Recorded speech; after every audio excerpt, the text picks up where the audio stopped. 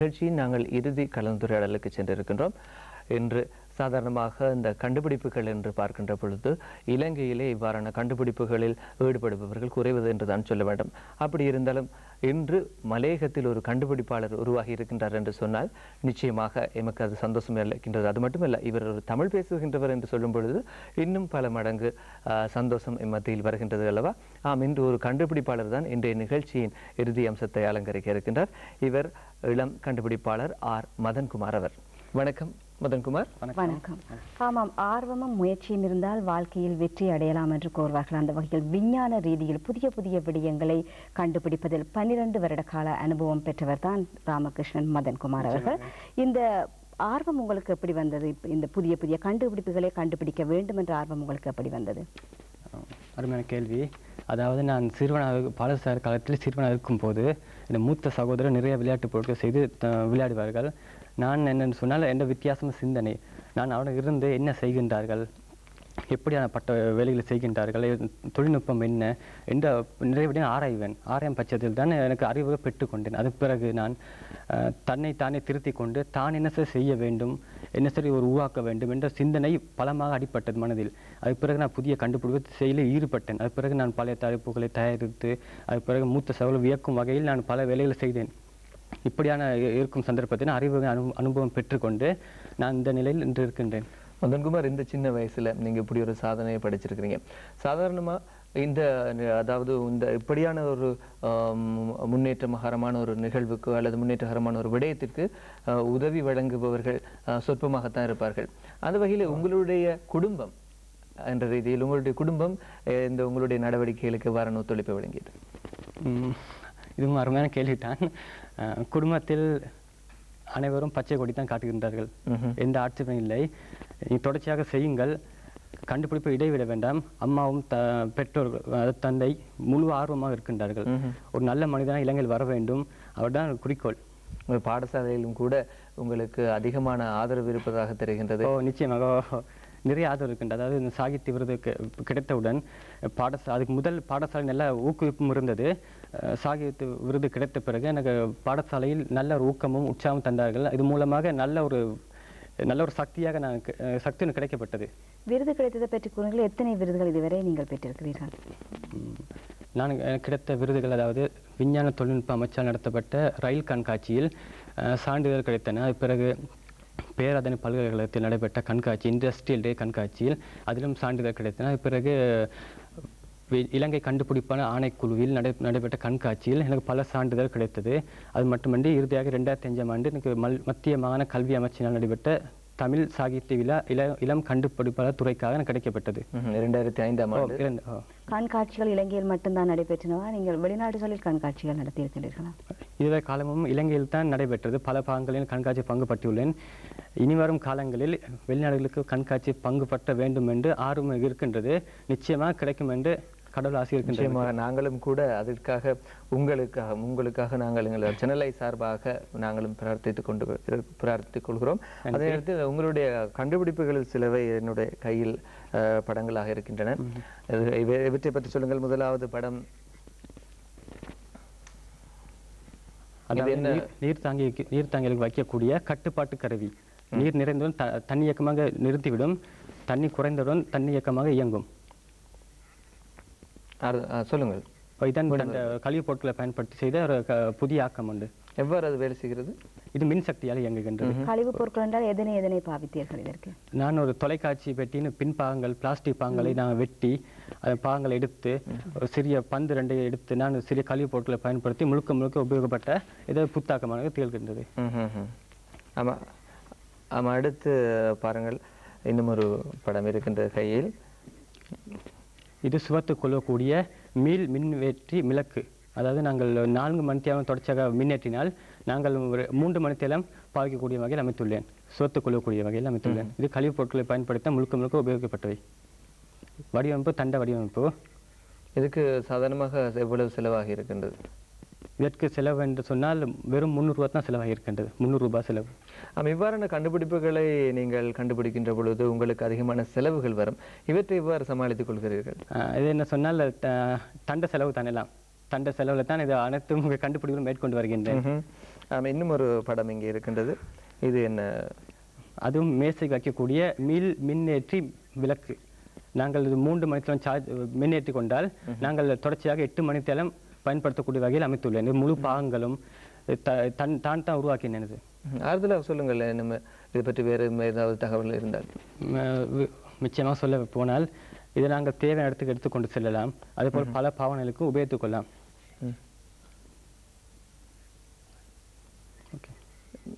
இதை நீங்கள் இப்பொழுது மக்களுக்கு சென்றடையும் ரீதியில் எவ்வாறான முயற்சிகளை எடுத்திருக்கின்றீர்கள்? உதாரணமாக பத்திரிகை வாயிலாக சிலர் அதை வெளிப்படுத்தலாம்.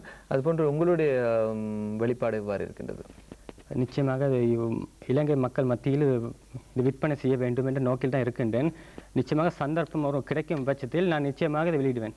அண்மை காலத்தில் நீங்கள் கண்டுபிடித்த படைப்பு என்னது? நான் இறுதியாக செய்த ஒரு கண்டுபிடிப்பு என்ன என்று சொன்னால் தேயிலை வடி ஒன்று ஒரு புதிய முறையில், அதாவது சாதாரண மக்கள் நடைமுறையில் இருக்கிறதா? இருக்கின்றதுல கையால் பிழிந்து கஷ்டப்படுகின்றார்கள். சில பேர் சோம்பேறித்தனமாக இருக்கின்றார்கள். நான் என் மனதில் சிந்தனை பட்டது தான் ஒரு புதிய தேயிலை வடி உண்டு. இது வந்து நாங்கள் ஒன்றும் செய்ய தேயிலை தூளை போட்டு நாங்கள் முன்னாள் கேத்தில் போய் தண்ணீரை ஊற்றி நாங்கள் சாயம் தேவை என்றால் ஒரு அழுத்த வேண்டும். அழுத்தினால் சாயம் வரும். நாங்கள் இது இலவாக தண்ணியாக்கமாக பயன்படுத்திக் கொள்ளலாம். எந்த செலவுகளும் இல்லை. நாங்கள் காலங்காலமாக தொடர்ச்சியாக பயன்படுத்துவோம். எந்த பழுதும் ஏற்படாது. பழுது ஏற்படாத காலத்துக்கு பிறகு ஒதுக்கிவிட்டு நாங்கள் புதிய ஒரு வடியை நான் போட்டு தொடர்ச்சியாக பாவித்துக் கொள்ளலாம். இதில் எப்படி தேயிலை போட்டு எப்படி வடிப்பது என்று கொஞ்சம் விரிவாக சொன்னீர்களாக இருந்தால் பார்ப்பவர்களுக்கு கொஞ்சம் இலகுவாக இருக்கும். முன்பகுதி இருக்கின்றதല്ലോ. ஆமாம். அந்த பகுதியில் நாங்கள் தேயிலை தூளை கொட்ட வேண்டும். கொட்டி முன்னுக்கு ஒரு சின்ன ஜக்மாண்ட பகுதி இருக்கின்ற அந்த பகுதியில் நாங்கள் கேத்தலால் நீரை ஊற்ற வேண்டும். ஊற்றிய பிறகு நீர் ஊறிய பிறகு நாங்கள் சாயம் தேவை என்றால் ஒரு அழுத்த வேண்டும். அழுத்தினால் சாயம் மட்டும் வரும். பிறகு நாங்கள் தேயிலை தூளை அப்புறப்படுத்த வேண்டும் என்றால் நாங்கள் அந்த எண்ணல் பகுதியை சீர் செய்து நாங்கள் திருப்பி கொட்டி நம்ம பயன்படுத்திக் கொள்ளலாம். தேயிலை மட்டும்தான் புளிவதற்கு பயன்படுத்தலாம் அல்லது தேசிக்காய் போன்ற இன்னொரு பொருட்களையும் பயன்படுத்தலாமா? பயன்படுத்தலாம். அதுக்கு ஏற்ற வடியை நாங்கள் மாற்றி நாங்கள் பயன்படுத்திக் கொள்ளலாம். தேங்காய் பால் தேங்காய் பிழியலாம். அது நம்ம வடியை மாற்றி கொண்டு நாங்கள் தொடர்ச்சி பயன்படுத்தலாம். இப்போ நீங்கள் கண்டுபிடித்த கண்டுபிடிப்புகளில் எதனை முக்கியமாக நீங்கள் கருதுகிறீர்கள்? அதாவது நான் சித்த தேயிலை வடியில் முக்கியமான கண்டுபிடிப்பு திகழ்கின்றேன். அதுதான் முக்கியமான இன்றைய காலத்துக்கு ஏற்ற வகையில் கண்டுபிடித்திருக்கின்றீர்கள். இதை பற்றி சொல்லுங்கள். அதே நேரம் சொன்னால் சாதாரண ஒரு கால்குலேட்டர் இயங்குறது ஒரு சூரிய சக்தியாலும் மற்றது மின்கல சக்தியாலும் இயங்குகின்றது. நான் வித்தியாசம் என்ன சொன்னால் முழு நீரை பயன்படுத்தி உருவாக்கிய கால்குலேட்டர் தான் இது. அதாவது 2 கோலில் நீரை நிரப்பி ஒரு முனையில் நாக தகரையும் கார்பன் கூரையும் நாக தகரையும் கார்பன் கூரையும் விட்டு 2 சீர்படுத்தி பிரதான பிளஸ் மைனஸ் அதை நாங்கள் கால்குலேட்டர் செருக வேண்டும். செருகின பிறகு சிறிய ஒரு மின்சாரம் அந்த மின்சக்தியில் நாங்கள் கால்குலேட்டர் இயக்கலாம். அதாவது தொடர்ச்சியாக ஒரு 3 மாதம் இயக்க முடியும். அது பிறகு வேலை செய்த பட்சத்தில் நாங்கள் அதை சுத்தம் செய்து திருப்பி நான் பாவித்துக் கொள்ளலாம். மதன்குமார், நீரிலிருந்து எவ்வாறு இந்த சாத்தியம் மின்சாரம் கிடைப்பதற்கான சாத்தியம்? H2O ஹைட்ரஜன் 2 மடங்கும் ஆக்சிஜன் 1 மடங்கும் நீரில் காணப்படுகின்ற அணுக்கள். அதனால தான் சிறிய மின்சாரம் உருவாகின்றது. அந்த மின்சக்தியில் தான் இது இயங்குகின்றது. இந்த கண்டுபிடிப்புகள் மூலம் நீங்கள் எதனை சாதிக்கலாம் என்று நினைக்கிறீர்கள்? நிச்சயமாக நிறைய மனதில் திட்டங்கள் இருக்கின்றது. இலங்கை மக்கள் பயன்படும் வகையில் நிறைய கண்டுபிடிப்புகளை மனசு வைத்திருக்கின்றன. இது பொருளாதார பிரச்சனையாக இருக்கின்றது. இது கிடைக்கும் பட்சத்தில் நான் இதை சாதிப்பேன். இதை பற்றி சொல்லுங்கள். இப்பொழுது திரையில் பார்ப்பது அதுவும் என்ற புதிய கண்டுபிடிப்பு தான். சாதாரண வீடுகளில் பயன்படுத்தக்கூடிய அழைப்பு மணியன் மின்சக்தியால் இயங்குகின்றது. நான் செய்த மின்சக்தி இன்றி ஒரு இழுவை சக்தி மூலம் இயங்குகின்ற ஒரு அழைப்பு மணி. இழுவை சக்தி என்று சொல்லும் பொழுது முன்னால் இந்த சுவிட்ச் இருக்கல, சுவிட்ச் பகுதி இழுக்க வேண்டும். இழுக்கும் போது ஒரு சிறிய ஒரு அசைவு ஏற்படும். அந்த அசைவு மூலமாக அந்த மணி இயங்குகின்றது. எந்த பழுது ஏற்படாது. காலங்காலமாக தொடர்ச்சியாக பயன்படுத்திக் கொள்ளலாம். பழுதாகும் பட்சத்தில் நாங்கள் புதிய பாகங்களை அகற்றி புதிய பாகங்களை பூத்தி நாங்கள் தொடர்ச்சியாக பயன்படுத்திக் கொள்ளலாம். என்ற கண்டுபிடிப்பு அனைத்தும் மின்சக்தி இன்றி செலவுகளை கட்டுப்படுத்தி நான் செய்யக்கூடிய கண்டுபிடிப்பு தான் செய்திருக்கின்றது. அதில் சிவப்பு பகுதி ஒன்று இருக்கின்றது. அது வந்து பிரதான மணி பகுதி. அதான் பிரதான மணி. மணி அது கருப்பாக இருப்பது ஆளி. ஆளி இழுவலை ஆளி. இதற்கும் அதுக்கு மின் இணைப்பு தேவையில்லையா? மின் இணைப்பு முற்றாக இல்லை. முற்றாக இல்லை. மின் இணைப்பு இல்லாமல் இழுவையின் மூலம் இழுவை சக்தி மூலம் இயங்குகின்றதோ. அதுபோல இன்னும் 2 படங்கள் சில படங்கள் இருக்கின்றன. இதை பற்றி கொஞ்சம் சொல்லுங்கள். அது தந்த 2வது படைப்பு. அது இயந்திர மனிதன் கை, அதாவது ரோபோ ஆம். அது இயங்கும் சக்தி வந்து காற்றின் அழுத்த சக்தியோட இயங்குகின்றது. ஒரே இடத்திலிருந்து நாங்கள் கட்டுப்பாட்டு கருவி, பின்னால் இருக்க கட்டுப்பாட்டு கருவி இருக்கின்றது, அதை நாங்கள் இயக்க வேண்டும். இயக்கும் போது நகரும். நாங்கள் அதை 250 கிராம் பாரமான பொருட்களை பிடித்து ஓரிடத்திலிருந்து மற்ற இடத்தை நகர்த்தி வைக்க முடியும். நான் ஒரு அறிமுக தோற்றத்தில் உருவாக்கியுள்ளேன். இது உதவியில் கிடைக்கும் பட்சத்தில் நான் இதை பாரிய வடிவில் உருவாக்கி இலங்கையில் பெரிய நிறுவனங்கள், தொழிற்சாலைகள், வீடுகள், கடைகள் பல தேவைகளுக்கு பயன்படுத்தக்கூடிய வகையில் நான் அமைக்க தயாராக உள்ளேன். அந்த ரோபோக்கள் என்று சொல்லும் பொழுது நீங்கள் இப்பொழுது பல்கலைக்கழக மாணவர்களுக்கு ரோபோக்கள் சம்பந்தமான சில உதவிகளை செய்து கொண்டு வருவதாக கேள்விப்பட்டோம். அதை பற்றி கொஞ்சம் சொல்லுங்கள். ஆமா, இப்பொழுது நீங்கள் எங்கே வேலை செய்து கொண்டிருக்கின்றீர்கள்? சொல்றேன். எனக்கு இலங்கை கண்டுபிடிப்பு ஆணைக்குழுவில் நுவர்லியா மாவட்ட இணைப்பு அதிகாரி ஸ்ரீகீதா அவர்கள் என்னை அறிமுகமானார்கள். அதன் பிறகு அவர் அறிமுகப்படுத்தினார் இலங்கை கண்டுபிடிப்பாளர் ஆணைக்குழுவின் ஆணையாளர் திசாந்த நாணயக்கார. என் திறமையை பார்த்து வியந்து என்னை உடனே அவர் பல்கலைக்கழகத்தில் அவருடைய ஆய்வுக்கூடத்தில் வேலை செய்யுமாறு பணித்தார். நான் உடனே சரி என்று கொண்டேன். பிறகு அவர் அங்கு இறுதி ஆண்டு மாணவர்களுடன் ஒரு ரோபோ ஒன்றை தயாரிக்கின்றார்கள். அந்த ரோபோவுக்கு வெளிப்புற பாகங்களை தயாரிக்கும் பணி தனக்கு தரப்பட்டது. இது நான் பெருமையாக கருதுகின்றேன், ஒரு அதிசயமாக கருதுகின்றேன். அதை முழுதாக செய்து கொண்டிருக்கேன். தற்போது பல்கலைக்கழக மாணவர்களின் ஆதரவு உங்களுக்கு கிடைக்கும்? நிச்சயமாக கிடைக்கின்றது. எல்லோரும் சிங்கள மாணவர்கள் நல்ல ஆலோசனைகளையும் புத்திகளையும் கூறுவார்கள். நல்ல வழிகாட்டியாகவும் ஒரு நல்ல ஒரு நட்பான ஒரு குழுவாகவும் இருக்கின்றோம். எப்படி இது உங்களுக்கு சாத்தியமாகின்றது? வேலை செய்து கொண்டு இந்த புதிய கண்டுபிடிப்புகளையும் கண்டுபிடிக்கும் பொழுது இது உங்களுக்கு சாத்தியமாக இருக்கின்றதா? நிச்சயமாக. கண்டுபிடிப்பு என்பது என் இரத்தத்தில் ஊறிய விடயம். அதை தடுக்க முடியாது, எதுவும் செய்ய முடியாது. அதை தொழில் செய்து கொண்டு அதை கண்டுபிடிப்பு செய்ய வேண்டும் என குறிக்கோள். இதான் என் யதார்த்தம். இது எனக்கு சுலபமான விடயம். என்ன இங்கேயும் ஒரு ரோபோ ஒன்று இருக்கின்றது. அது முதலாவது தயாரிப்பு ரோபோ. முதலாவது தயாரிப்பு ரோபோ மோட்டார் பைக். 2000 ஆண்டு தயாரிக்கப்பட்டவை. அது மின் சக்தியில் இயங்குகின்றது. முன்னோக்கியும் பின்னோக்கியும் இரு திசையிலும் திருப்ப முடியும். முழு வடிவமும் தன்னால் தயாரிக்கப்பட்டது. அனைத்து பாகங்களும் அலுமினியம் மற்றது கெல்வனைஸ் தகரங்களை பயன்படுத்தி நான் செய்தேன். இதுக்கு எனக்கு முதலாவது இலங்கை கண்டுபிடிப்பான குழுவில் எனக்கு விருதும் கிடைத்தது, சான்றிதழும் கிடைத்தது. இது மக்கள் மத்தியில் ரொம்ப பிரபலமாக கருதப்பட்ட ரோபோ மோட்டார் கொண்டு. மூலப்பொருட்கள் என்று சொல்லும் பொழுது மூலப்பொருட்களை எடுப்பது மிகவும் ஒரு கஷ்டமான விடயமாக கருதப்படுகின்றது. சாதாரணமாக இந்த கொள்வனவு செய்யும் பொழுதும் சரி, அதை பராமரிக்கின்ற பொழுதும், ஒரு பொருளை செய்ய முற்படுகின்ற பொழுதும் அந்த மூலப்பொருள் மிக முக்கியமான ஒரு விடயமாக அமைகின்றது. இதை எவ்வாறு உங்கள் பார்வையில் இருக்கின்றது? அதாவது நண்பர்கள், உறவினர்கள் இவ்வாறான பல உதவி செய்வார்கள். நான் சொல்வேன், எனக்கு கண்டுபிடிப்பு செய்யும் போது எனக்கு இந்த மாதிரி சாமான் தேவை, இது எப்படியாவது பெற்று தாருங்கள் என்று. அவர்கள் உடனே உங்களுக்கு என்ன சாமான் வேணால் பெற்று தாருங்கள்னு சொல்லி என் நண்பர்கள் மூலமாக நிறைய உதவி கிடைக்கப்பட்டன. பொருட்கள், மூலப்பொருட்கள் எல்லாம் கிடைக்கப்படும். அது மூலமாக தான் இந்த துறைக்கு இவ்வளவு பிரபலம் அடைய காரணம் அதுதான்.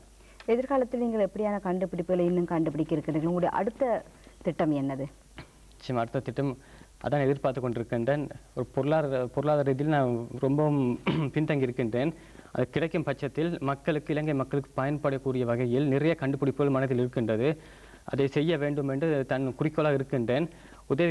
உதவி கிடைக்கும் பட்சத்தில் நான் அதை செய்ய தயாராக உள்ளேன். நினைக்கிறேன் இந்த படம் 2005ஆம் ஆண்டு உங்களுக்கு சாகித்ய விழாவில் விருது கிடைத்த பொழுது எடுத்த படம் என்று நினைக்கின்றேன். இந்த விருதை பெறுகின்ற பொழுது உங்களுடைய மனநிலை எவ்வாறு இருந்தது? மனநிலை என்று சொன்னால் எனக்கு கண்ணீர் வந்து விட்டது. இவ்வளவு தூரம் கஷ்டப்பட்டு ஒரு முதல் தடையாக ஒரு விருது எடுக்க போகின்றேன். ஒரு பெருமையாக கருதுகின்றேன். எல்லாம் குளிர்ச்சியாக இருக்கின்றது எனக்கு. இந்த விருது கிடைப்பதற்காக பலர் உங்களுடன் சேர்ந்து பாடுபட்டிருப்பார்கள். அவர்களை பற்றி அவர்களுக்கு ஊக்குவித்தார்கள். அதாவது இந்த கண்டுபிடிப்பு துறையில் முதலாவது ஊக்குவித்தவர் கொட்டகலை தமிழ் மகா வித்தியாலயத்தின் பழைய ஆசிரியர், ஆங்கில ஆசிரியர் ஜூட் தவராஜ். அவர் தான் இந்த முதல் ஊக்குவிப்பாகவும் ஆலோசகராகவும் திகழ்ந்தார், வழிகாட்டியும். தற்போது டயகம் ஈஸ்ட் கல்லூரியில் அதிபராக பணியாற்றுகின்றார். இவர் தான் எனக்கு முதல் ஊக்குவிப்பாக திகழ்கின்றார். பாடசாலை அதிபர்களும் நண்பர்களும் மற்ற இசைக்கலைஞர்கள், கல்விமான்கள், புத்திஜீவிகள் என பலர் ஆலோசனை கூறுவார்கள். ஒரு நல்ல ஒரு மனிதன் இலங்கையில் வர வேண்டும். நீங்கள் இதில் அந்த படத்திலே பாடசாலை அதிபர் இருக்கின்றார். பாடசாலை அதிபர் இருக்கின்றார். அருகிலே இருப்பவர் உதவி ஆசிரியர். இது எந்த விருது உங்களுக்கு கிடைத்த பொழுது? இது சாகித்ய விருது கிடைத்தவுடன் மறுக்கணம் என்னை பாடசாலையில் நல்ல கௌரவிப்பு செய்தார்கள். இதை நான் ஒரு பெருமையாக கருதுகின்றேன். நிச்சயமாக நீங்கள் அதாவது பார்த்து கொண்டிருக்கும் ரசிகர்கள் கூட இப்படி வளர்ந்து வரும் ஒரு கலைஞருக்கு உங்களுடைய உதவிகளையும் உங்களுடைய நேசக்கரத்தையும் நீட்ட விரும்பினால் நிச்சயமாக இவருக்கு நீங்கள் உதவி செய்யலாம். நிச்சயமாக இலங்கை ரூபவாகினி கூட்டுத்தாபனத்தோடு தொடர்பு கொண்டு இவருடைய விவரங்களை நீங்கள் பெற்றுக்கொள்ளலாம்.